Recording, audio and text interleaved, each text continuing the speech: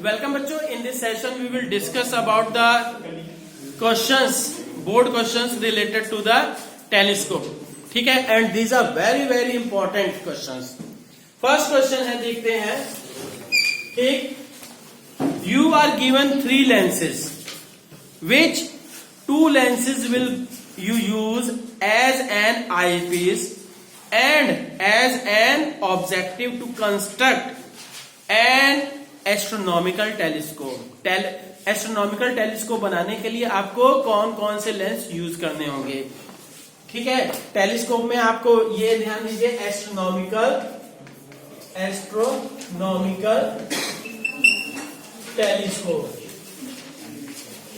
Telescope बनाना है. ठीक. अब सुनिए, ये लेंसेज के पैरामीटर्स क्या क्या दिए हुए हैं. ये लेंस हो गया जी, this one is the lens and this one is the power and this one is the aperture. This one is the aperture. अब lens L1, L2 and L3. This is 3D, this is 6D and this one is 10 diopter and aperture is 8 centimeter, 1 centimeter and 1 centimeter. ठीक है. अब इस basis पे आप कौन सा lens use कर, सुनिए ना, कौन सा लेंस यूज करिएगा और क्यों यूज करिएगा. ठीक है. कई बार क्वेश्चन ये आया है. हाँ, अब आपको टेलीस्कोप में 2 चीजें होती हैं, एक तो ऑब्जेक्टिव और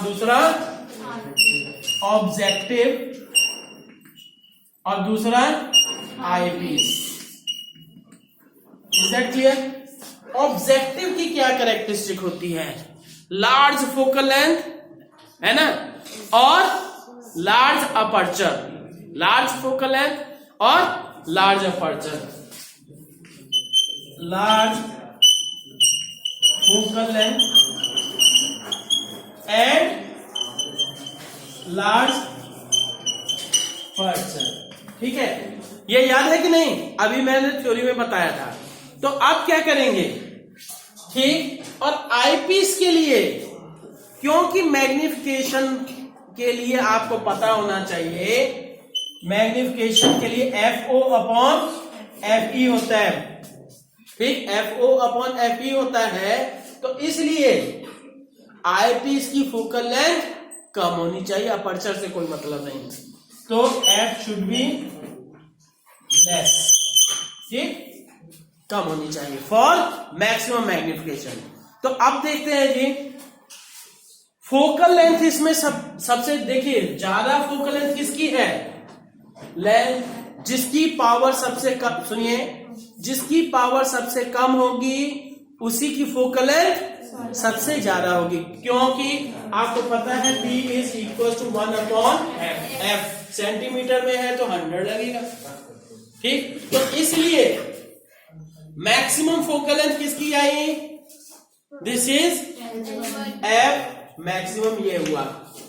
और अपर्चर किस, लार्ज अपर्चर क्या है, to get maximum light from the object.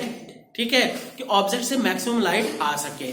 तो इसलिए क्या करेंगे, तो ये क्या है, इसकी फोकल लेंथ मैक्सिमम हो गई और अपर्चर भी ज्यादा है. So objective will be L1. So you will use objective as L1. ठीक है. तो आप देखते हैं, objective will be L1 and second, ये श्योर हो गया, अपर्चर भी और ये भी दोनों कंडीशंस फॉलो हो रहे हैं. और आईपीस के लिए फोकल लेंथ कम होनी चाहिए. फोकल लेंथ इस तीनों में से किसकी कम है, दैट इज जिसकी पावर सबसे ज्यादा है उसकी focal length F is the minimum. Is that clear. F क्या है, मिनिमम हो गया, ये F मैक्सिमम. क्लियर. तो इसलिए हम कह सकते हैं कि आईपीस जो हो गया, यू विल यूज आईपीस क्या हो गया, 3। ठीक। Now next question is question number 2. An astronomical telescope uses 2 lenses of power. 2 lenses हैं। एक पावर, पहले की पावर कितनी है जी? 10 डायोप्टर। और दूसरे की पावर क्या है? दूसरे की पावर कितनी है? 1 dioptre. What is the magnifying power of the in normal adjustment? Normal adjustment की केस में मैग्नीफाइंग पावर क्या होगी? ठीक है, पहली चीज क्या है जी? एस्ट्रोनॉमिकल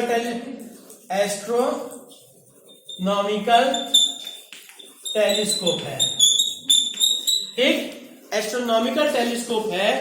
तब क्या करेंगे कि magnification in case of normal adjustment that is equal to -FO upon FE, ये होता है। ठीक, तो अब क्या है? सिंस यू नो FO क्या होना चाहिए? जिसकी फोकल लेंथ, ऑब्जेक्टिव कौन सा रखेंगे? जिसकी फोकल लेंथ ज्यादा हो। ठीक है, तो FO शुड बी, तो यहां करेंगे since FO must be larger. ठीक, सो P1 will act as, sorry, हाँ, P2 will act as क्या? ऑब्जेक्टिव। ये ऑब्जेक्टिव हो गया जी। तो नेक्स्ट क्या हो गया?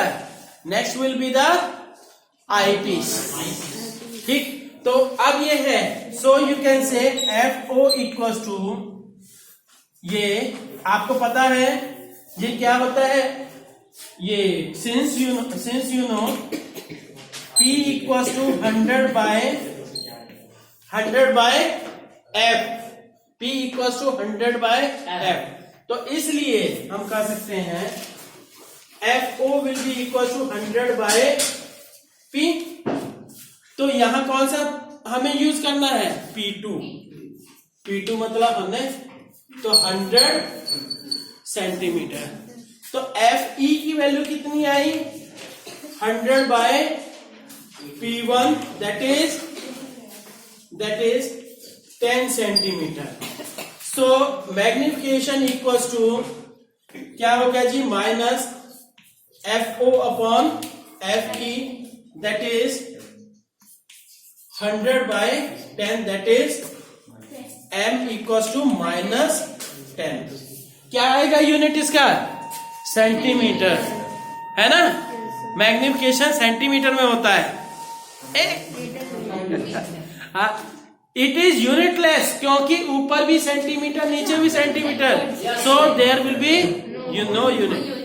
ठीक है, हाँ। नेक्स्ट क्वेश्चन है कि write two import, question number 3 ना, write two important limitations of refracting telescope over reflecting telescope. बच्चों ये है सिंपल सी बात। लिमिटेशन चाहे कहेंगे कि advantages of reflecting type telescope, ठीक है, या डिफरेंस तो नहीं, ये लिमिटेशंस। ठीक है, तो सबसे पहले हम इसको ऐसे ही कर दे रहे हैं कि लिमिटेशंस ऑफ, या कहिए advantages of reflecting type telescope. ठीक है, तो advantages of reflecting type telescope, ये भी बहुत बार आता है ना? तो ये टेलीस्कोप ओवर रिफ्रैक्टिंग टेलीस्कोप।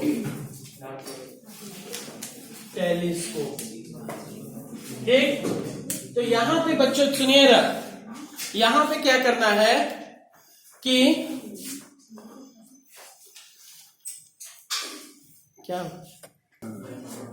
अब यहां पे क्या है, advantages of reflecting type telescope over refracting telescope.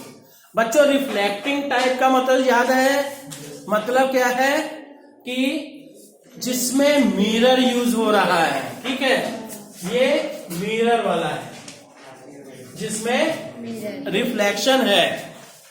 पानी भी पी लो भाई।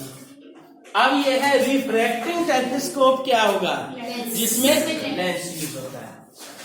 ठीक, आप सुनिएगा, पहली बात रिफ्लेक्टिंग टेलीस्कोप में खासियत ये है कि लाइट पास नहीं होती मीडियम से, ग्लास के अंदर से पास नहीं होती, सरफेस से टकरा के वापस। So there will be minimum absorption of light. जबकि यहां पे क्या है, लेंस वाले में लेंस के अंदर से पास होती है, कांच के अंदर से पास होगी, जिसके कारण से some part of the light will be absorb. So you can say brightness of image formed by reflecting telescope will be much greater। ठीक है, तो हम इसकी एडवांटेज बोल रहे हैं, तो क्या है, मच ब्राइटर। समझ में आ गया क्यों? क्योंकि इसमें लाइट एब्जॉर्ब नहीं होती है। ठीक है, लाइट एब्जॉर्ब नहीं होती, जबकि रिफ्रैक्टिंग टाइप में लेंस के अंदर, कांच के अंदर से लाइट पास होती है जो कि एब्जॉर्ब होती है। पहली बात। दूसरी चीज हम करते हैं, तो ब्राइट हो गई, और दूसरा मैटर कि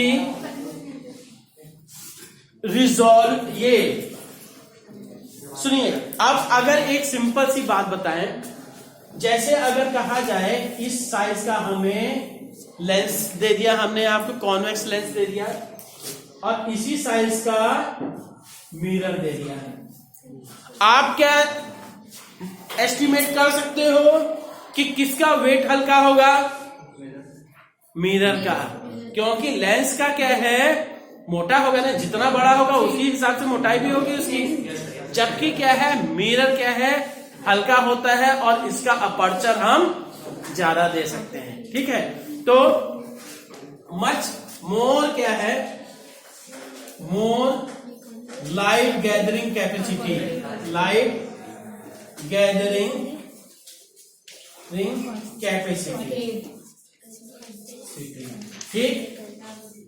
ठीक है, मोर लाइट गैदरिंग कैपेसिटी हो गई, उसके कारण से ब्राइटनेस भी बढ़ी, और साथ ही साथ क्या है, थर्ड, मोर रिजॉल्विंग पावर, विंग पावर। बच्चों ये रिजॉल्विंग पावर का क्या है, आपको पता होना चाहिए। रिजॉल्विंग पावर के लिए क्या फॉर्मूला आता है, RP equals to D upon 1.22 lambda. ठीक, here D is the diameter, here D is the diameter of this lens या ऑब्जेक्टिव। तो इसलिए हम कह सकते हैं, सुनिए, इसलिए हम कह सकते हैं कि इस सिचुएशन में क्या है, हम बड़े से बड़ा ये रख सकते हैं, क्या है, बड़े से बड़ा मिरर रख सकते हैं, तब भी वेट भी कम होगा, और साथ ही साथ क्या है, लाइट का एब्जॉर्प्शन भी कम होगा, मतलब इमेज ब्राइट होगी, और रिजॉल्विंग पावर भी ज्यादा होगी। ठीक है, और नेक्स्ट क्या है, fourth point, less wait.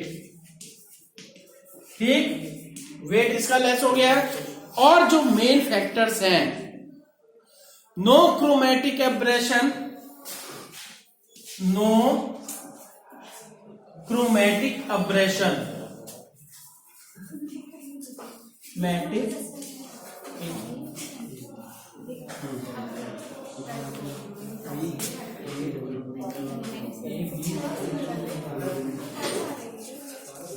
No chromatic aberration. और नेक्स्ट है, सुनिए, नो क्रोमेटिक। बच्चों ये क्रोमेटिक अब्रेशन का मतलब क्या है कि आप जैसे आपको पता होना चाहिए कि जैसे ये लेंस है जी, ठीक, लेंस भी छोटे छोटे प्रिज्म की तरह से, ये देखिए ये छोटा सा प्रिज्म हुआ ना ये, ठीक, ये ऊपर का पोर्शन कहोगे या इधर का, छोटे छोटे प्रिज्म के फॉर्म में आप मान सकते हो। और प्रिज्म से क्या नतीजा निकलता है जी, डिस्पर्सन होगा। और कलर क्या है, तो व्हाइट लाइट अगर पास कराएंगे तो क्या होगा, उसके रेनबो मिलेगा या पैटर्न, हाँ तो हाँ क्या है जो भी है, ठीक। आप सुनिए, जिसके कारण से इमेज जो बनेगी वो किनारों पे कलर्ड हो जाएगी, this is called chromatic aberration. और जबकि क्या है, मिरर की केस में ये प्रॉब्लम नहीं आती है। और नेक्स्ट क्या है, नहीं, तो नेक्स्ट एक और लास्ट पॉइंट क्या है, नोन, यहां मैं मिटा के लिख दे रहा हूं, minimum spherical abrasion, minimum spherical abrasion,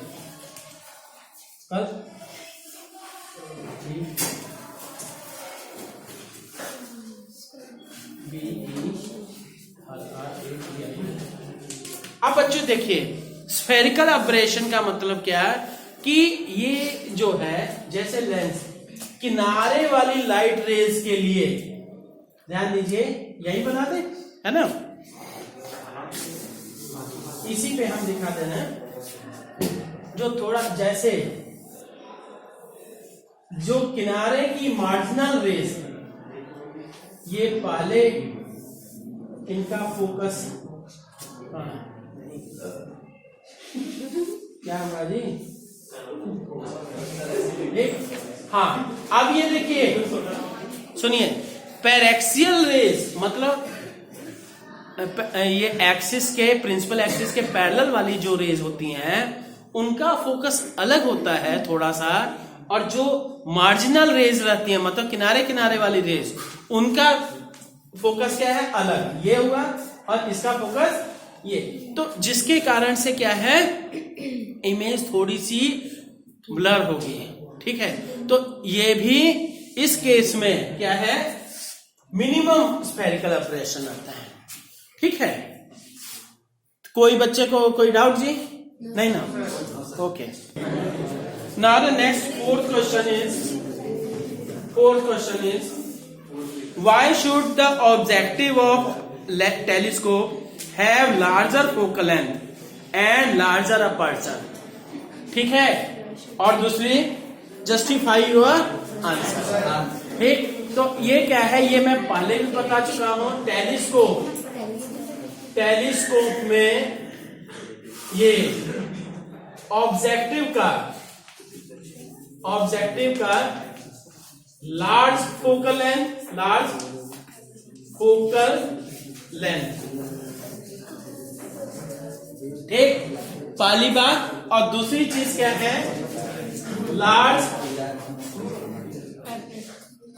हाँ अब क्या, लार्ज अपर्चर, ठीक है, अपर्चर लार्ज होना चाहिए। क्यों, पहली चीज क्या है, लार्ज फोकल लेंथ, क्योंकि आपको पता है magnification equals to -FO upon FE, ठीक, फॉर मैक्सिमम मैग्निफिकेशन, फॉर ये लार्ज फोकल लेंथ क्या है, if FO is large then क्या होगा, देन क्या, ये M विल बी ग्रेटर, ठीक है, M विल बी। नेक्स्ट क्या है कि दूसरी चीज क्या है कि इसकी बात कर रहे हैं अपर्चर की, अपर्चर क्यों लार्ज होगा, since you know resolving power is equal to D upon 1.22 lambda, ठीक है, D इक्वल टू 1.22 लैम्डा। तो अब क्या है, इस बेसिस पे क्या जी, D इफ ये क्या है, अपर्चर ग्रेटर, इफ ये क्या है, सिंस कहेंगे, सिंस अपर्चर जो है, aperture is directly proportional to diameter, of the किसका, डायमीटर ऑफ द जो ऑब्जेक्टिव, ठीक है, ऑब्जेक्टिव का डायमीटर, इसी को तो, ठीक। तो सो